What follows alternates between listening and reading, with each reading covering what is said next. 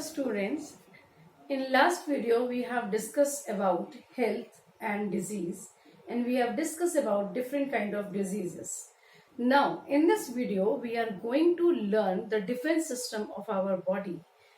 I mean to say that we are going to learn how we can get immunity. In today's COVID-19 era, it is very important to protect ourselves. We are waiting for a vaccine against COVID-19, but before that, we have to improve our immunity. Once we are able to improve our immunity, we are able to fight against not only against corona but against another diseases also. So in this video, first we will discuss what are the different ways to fight against the diseases and what are the local defense system of our body. Now, in our body, there are two kind of defense mechanism. One is the local defense mechanism, and one is something specific. That specific is something for a particular disease. In local defense mechanism, there are two kind of mechanism. One is external and one is internal. Now, what is external and what is internal? External mechanism means the system which is present outside our body, or kind of a mechanical barrier. For example, first is skin. How skin act as a mechanical barrier? ये skin जो है हमारी ये कवच के जैसे काम करती है. Because of this skin, microorganism cannot enter in our body. Because of this skin, moisture and dust cannot enter in our body. So skin is the biggest organ of our body which provide external defense to our body, right?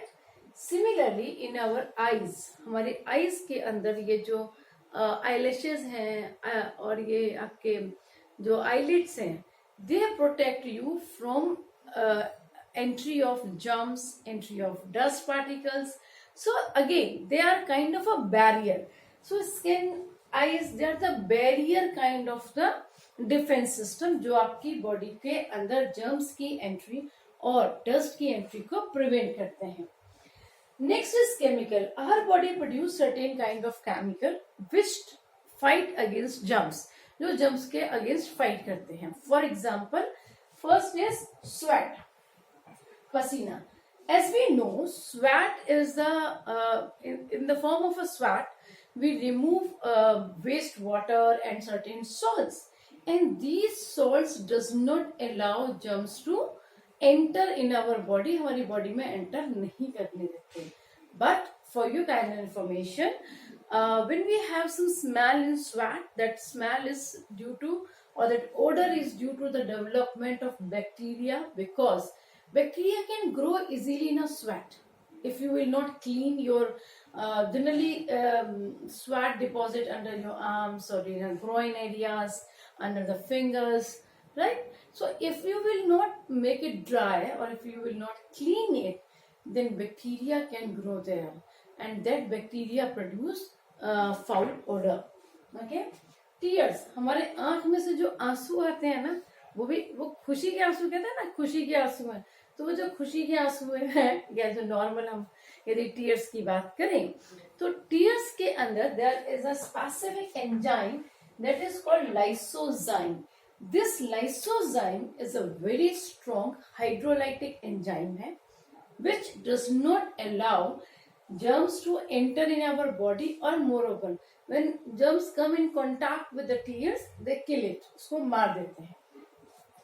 Similarly, in our saliva, see, we are very much concerned for our health, so we generally wash our fruits and vegetables.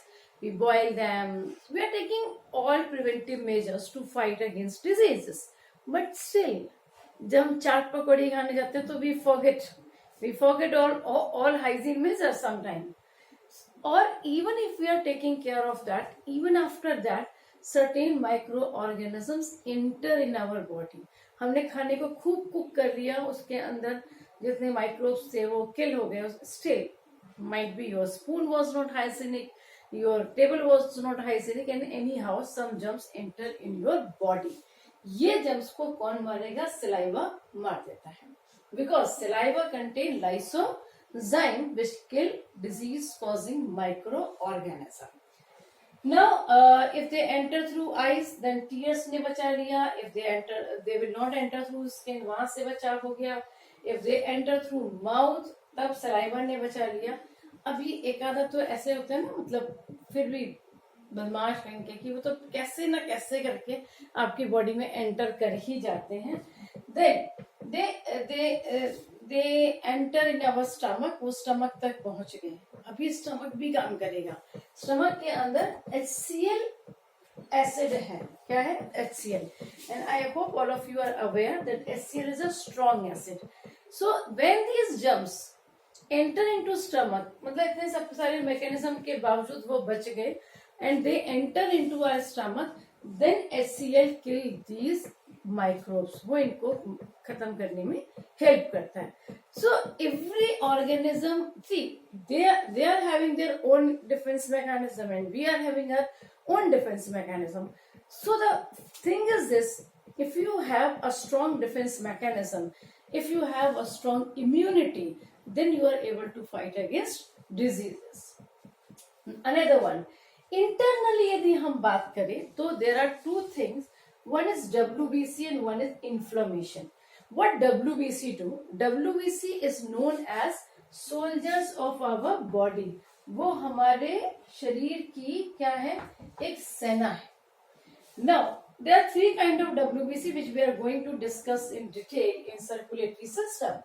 In WBC, specifically, there is a lymphocyte. These lymphocytes produce a specific kind of antibodies. They produce specific kind of antibodies, and these antibodies are able to kill disease causing microorganism. याद रखिए, ये बहुत important question है. All WBC are not producing antibodies. There are specific, that is lymphocyte. They are only able to produce antibodies. Antibody का क्या मतलब है? Anti means against, body means organism. When we are working against a particular organism, that is our antibodies. Now another one is inflammation. When some insect bites you, when some like ant bites you, then you have some swelling there. वहां आपको swelling होती है. Swelling क्यों है? Suppose यहाँ पर किसी insect ने आपको बाइट किया. Now to protect you, to provide the defense, or many WBC from the body will gather here. वो यहाँ आकर इकट्ठी हो जाएंगी. जब यहाँ पे WBC का काउंट बढ़ रहा है तो क्या मतलब है? वहां पे क्या हो जाएगा? थोड़ा स्वेलिंग हो जाती है. Even sometime it become reddish. Why it become reddish? Reddish क्यों हुआ? Again उन सारे WBC को ऑक्सीजन चाहिए. उनको ऑक्सीजन प्रोवाइड करने के लिए उस जगह पर बहुत सारे RBC आकर इकट्ठे हो जाएंगे. And because of this RBC, there is some redness. Okay, they produce lot of energy to fight against a disease. WBC बहुत ज्यादा काम कर रही है, बहुत ज्यादा एंटीबॉडीज बना रही है. So RBC is doing respiration at a higher rate. They produce more energy. इसलिए कई बार यहाँ पर जहाँ पर चोट लगी होती है वो जगह थोड़ी गर्म होती है. ऐसे गर्म नहीं कि मतलब तुम हाथ लगाओगे और जल जाओगे, या वैसे भी हॉट नहीं है. Slightly temperature is high, right? Beside that, in a specific category, there is some thrown out system. Now, what is thrown out system? When something is entered through your nose, inside your nose, there is mucus. हम इसको chemical में लिखते हैं. Inside these chemicals, one more chemical is there. That is mucus, जो हम भूल गए. Mucus is a sticky substance in our nose. This mucus can trap the dust particles. This mucus can trap the disease-causing microorganisms. So it prevents entry of microbes through the mucus. Similarly, inside the nose, we also have hair. These hair also trap disease-causing microorganism. अब knows से जब कोई microbe enter कर रहा था, mucus ने protection करने का कोशिश किया, हेयर ने प्रोटेक्शन करने की कोशिश किया, still there are certain microorganisms which are not able to control by these hair और mucus से नहीं बच पाए, फिर भी वो they enter in your body, and when they enter in your body, nose फिर से एक लास्ट ट्राई करेगा इन सारे टेररिस्ट को खत्म करने के लिए. क्या लास्ट ट्राई करेगा? There will be sneezing. क्या होगा वहां पे? स्नीजिंग. और इस बार हमने स्नीजिंग के थ्रू अपनी बॉडी से माइक्रोब को बाहर फेंकने की कोशिश की. Okay, similarly you try your best, you boil that food, you cook that food, you add lot of spices, so plasmolysis के थ्रू मतलब हर तरीके से you try best to kill microorganisms, still they enter into your mouth. तो एक बार और आपकी body try करती है, you vomit for that. आप क्या करते हैं उसके लिए? वोमिट करते हैं, और वोमिटिंग के थ्रू भी हम अनवांटेड फूड को बाहर निकालते हैं, या अनवांटेड एनीथिंग जो है. कई बार हम किसी चीज को खाते हैं, हमें वो थोड़ा कड़वा लगता है या खराब लगता है, so we are not able to engulf it, right. हम उसको वोमिट कर देते हैं, और वो जो वोमिटिंग के थ्रू निकलता है, that also provide protection against diseases, right. Now अब हम समझेंगे कि WBC के अंदर किस तरीके से we are able to provide protection.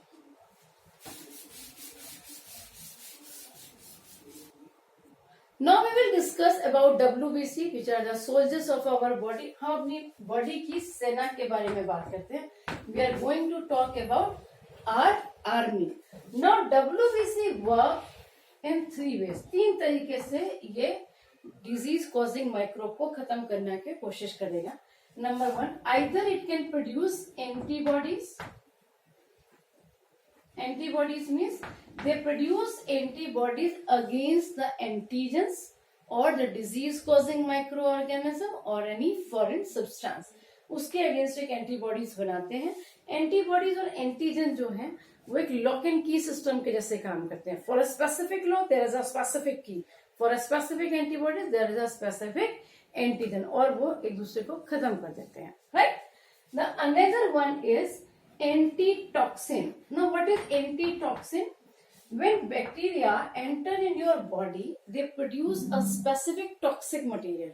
Say they produce acid, ठीक है. Then our body will produce antitoxin. Against the acid we will produce base, alkaline substance. Or if that bacteria or virus is producing some kind of alkaline substance, then our body will produce acid. जैसे कई बार क्या होता है कि like ends जब चींटियां खाती हैं, and I hope in chemistry you have done which acid is present in ants. If I am not wrong, it's a formic acid. This formic acid create a some sensation. वो वहां पर आपको कोई sensation, आपको जलन होती है, आपको इचिंग होता है, ठीक है, रेडनेस होने लगती है. रेडनेस क्यों हुआ? आपको बचाने के लिए बहुत सारे RBC वहां पर आए. स्वेलिंग क्यों हुआ? क्योंकि आपको बचाने के लिए बहुत सारे WBC वहां पर आए. अब क्या हो रहा है? आपको इचिंग हो रहा है, आपको थोड़ा जलन हो रहा है. तो what you do sometime, like अपने घरों में जो हम एक रूटीन में प्रैक्टिस करते हैं, sometime we apply some soap on it, कि अच्छे से सोप लगा लीजिए. सोप क्या है? एल्कलाइन है नेचर में, तो वो क्या करेगा? वो फॉर्मिक एसिड के इफेक्ट को न्यूट्रलाइज करेगा, राइट. तो उस तरीके से भी हम प्रोटेक्शन प्रोवाइड कर सकते हैं. अब जो थर्ड है वो बहुत इंपॉर्टेंट है. This is phagocytosis. Now before phagocytosis you have to understand a one more word, that is डायपिडेसिस.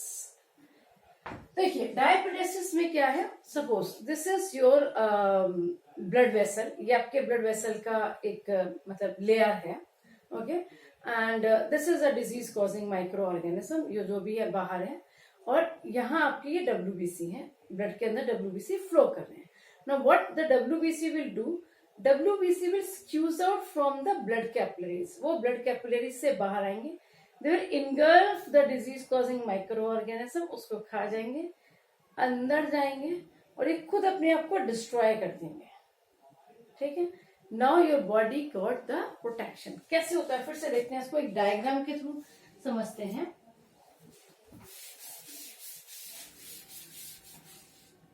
This is your blood vessel.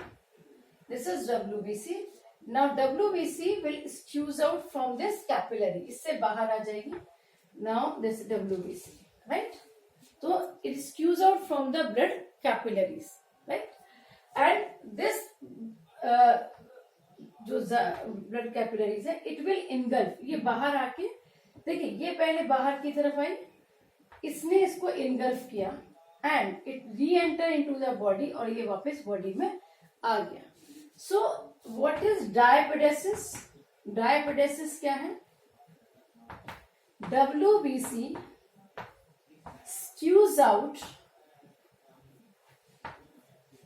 from blood capillaries.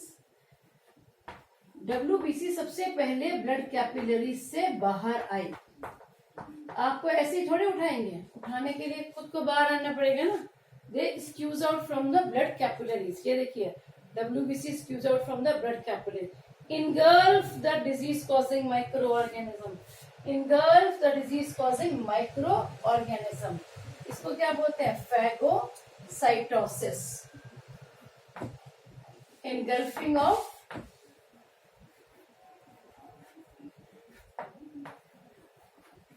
Solid germs को एंटर कर लिया. ठीक है. Now it enters into the blood capillaries. Now this WBC will destroy, ये अपने आप को खत्म कर लेगी and it will come from your body in the form of पस. आप देखते ना कई बार आपको चोट लगती है, वहां पस पड़ जाता है, तो वो जो पस है वो क्या है? वो WBC ही बाहर आ रहे हैं, जो WBC आपको प्रोटेक्शन करने में शहीद हो गए थे. तो वो WBC आपकी बॉडी से बेसिकली बाहर आ रहा है. वैसे एक और बात समझो, WBC क्या होता है? White blood cell. और जो पस निकलता है उसका भी कलर क्या होता है? It is also pale yellow in colour और little white, creamy white in colour. It is due to presence of WBC. Clear? So now we have discuss different kind of defence mechanism. In next video we are going to discuss about different kind of immunity.